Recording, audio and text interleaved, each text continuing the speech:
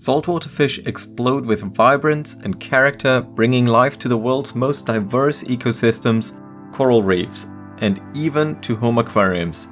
Amazing colors, shapes, patterns, and attitudes packed into every single fish. Earlier this year, I got to explore behind the scenes at one of the aquarium trade leaders' tropical marine center in London, and it was like walking through a gallery of living underwater gems. They had tons of colorful corals, freaky critters, but the main event were the plethora of fish ranging from quirky little oddballs to deep sea rarities worth thousands of dollars. So here are my top 10 saltwater fish. Let's dive in. Lionfish are probably the most legendary of saltwater fish. When they glide through the water, they embody the essence of elegance, but they come with a warning label.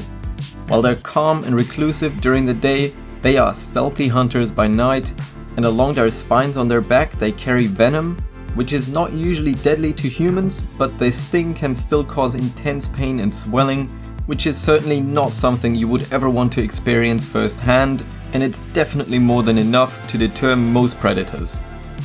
Both in the ocean as well as in reef tanks, they are a reminder of balance. When one species goes unchecked, the whole system can tip. And that is exactly why this species has become invasive across the Western Atlantic and the Caribbean, where they now devastate native reef fish populations. So be careful when adding this guy to your home aquarium, or your other fish might just be the next snack on their menu. On number 9 we have the Dr. Seuss fish, and yes, that is a real species of soapfish and not a name I just made up. With its candy striped bands and a long snout, it looks like it's straight out of a children's book, and they live deep, often below 50 meters down in the ocean, so collecting them safely is a big challenge, and that makes them really scarce and means that the price tag is hovering around the $5,000 to $10,000 mark. The genus of this soapfish only contains 2 species. One is this bright red gem, and the other, lesser known one, is mostly black, and since they both prefer a dim surrounding emulating their deep water origin, it makes it look like a floating yellow dot. Angelfish are practically the reef's royalty, and while most angelfish like the emperor angel become really large showstoppers that would outgrow most home aquariums, there are dwarf angelfish. They are also full of color and life, and since they cap out at around 4 inches or 10 centimeters, they are amazing choices for home aquariums. They come in all sorts of color combinations and patterns, but this Japanese dwarf angelfish has got to be my favorite of all time. Native to Japan's subtropical islands, it is one of the most striking dwarf angelfish out there, with its fiery orange and electric blue sprinkles. It's also among the most expensive due to how deep they live, and it will set you back a few $1,000s. Like most angelfish, when it comes to these little guys, your chances are about 50-50 whether they are model citizens or start nipping on some of your corals, but they bring so much color and life to a reef that I always find it worth taking the chance. Another favorite of mine I found was this captive-bred purple mask angelfish, which ironically doesn't have a purple mask at all. A fascinating, one-of-a-kind surprise you would never find in the wild. On number 7 we have the frogfish, and frogfish are weird because they don't swim. They usually just sit around all day, but when they decide to move, they walk across the sand on tiny arm-like fins, or use jet propulsion by blasting water out of their gills. They're ambush predators, a bit like the scorpionfish, but a lot less flashy and a lot more stealthy. They're masters of camouflage too, blending so perfectly into their surroundings, often mimicking sponges, corals, or even rocks so convincingly that you could hardly even see it if it wasn't for the blue background. They come equipped with a small lure on their head, used only to attract fish, while shrimp are caught purely through stealth and lightning-fast reflexes. This particularly hungry fellow took down not 1, but 3 shrimp at once, gone in about 6 milliseconds, which makes it one of the fastest strikes in all of the animal kingdom. On number 6 we have the internet's favorite cubes. They look fake, like someone animated a floating Lego. And to start off we have the fan favorite, the classic yellow boxfish. Bright yellow and the cartoon-like appearance. It's the classic cheese cube fish that instantly wins everyone's heart, but behind their cute appearance, they're surprisingly fragile.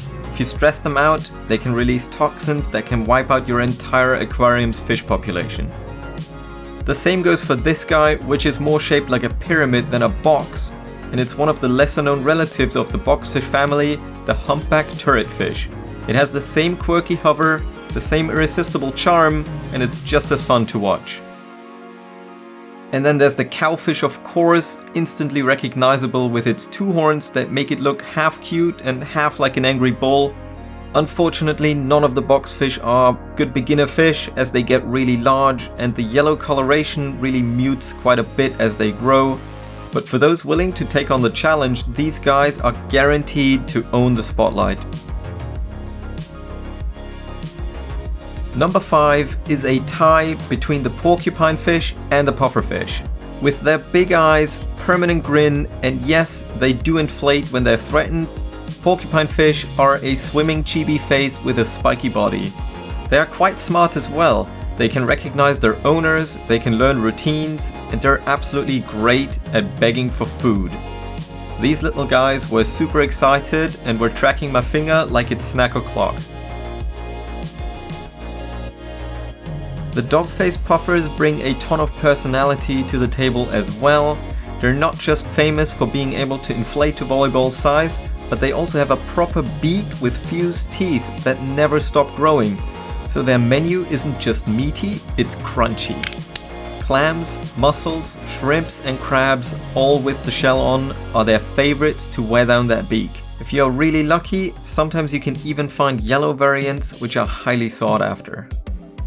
On number 4, we have some amazing fairy wrasses, one of which is the rhomboid fairy wrasse. As if the soft lavender and pastel peach colors weren't pretty enough yet, it has shiny gold patterns that actually look super metallic when the light hits it just right.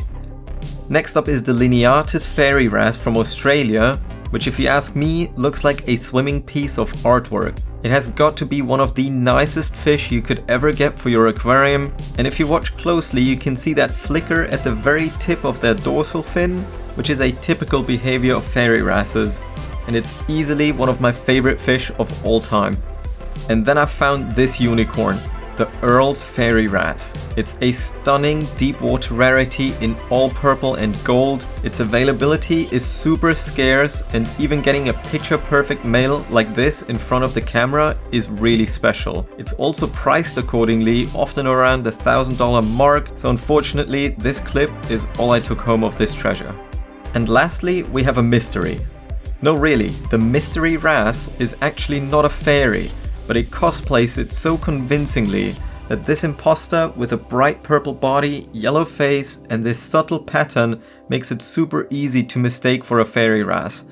But don't be fooled, these guys are really mean and they can be super aggressive to your other fish, which I guess makes it the fairy's evil twin? My number 3 are dart gobies, and here at TMC I found a whole army of Helfrich's firefish. I guess seeing this makes it really hard for me to explain that these guys are supposed to be the rare variety. They all show that classic dartfish hover and love to raise their dorsal fins like the periscope of a submarine. And even though they look a little grumpy, I just love how they also flick their fins, which to me always signals that they're in a good mood. They're actually really peaceful and maybe even a bit shy. I've personally opted for the red firefish, which has the same hover, the same curious looks, but a flaming red tail and much better reception thanks to a much longer dorsal fin.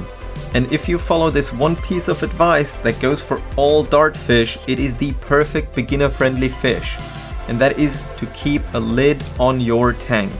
They love to use their lightning fast speed and aerodynamic shape for the worst possible thing a fish could do, jump out. If there's a gap, it is guaranteed just a matter of time until it goes carpet surfing. It was an absolute surprise to find this guy. The lined dartfish is an absolute underdog in this category, a shiny torpedo with electric blue eyes and yellow ricing stripes.